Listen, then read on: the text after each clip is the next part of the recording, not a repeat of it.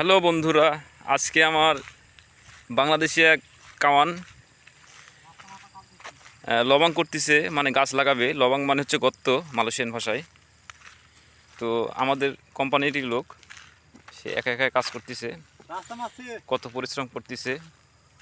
এখানে যে পাম বাগানের এই গাছগুলো লাগাচ্ছে, পাম অয়েলের গাছ, এই যে আরও গাছ আছে। আর এটা হচ্ছে আমাদের পাম বাগান, বসের পাম বাগান।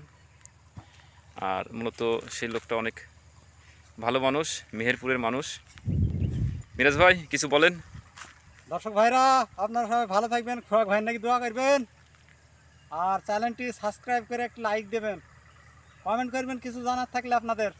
অবশ্যই আমাদের মিরাজ ভাই যেসব কথা বললো, অবশ্যই যদি আমার ভিডিওটা ভালো লাগে আপনারা মূল্যবান কমেন্টের মাধ্যমে জানিয়ে দিবেন।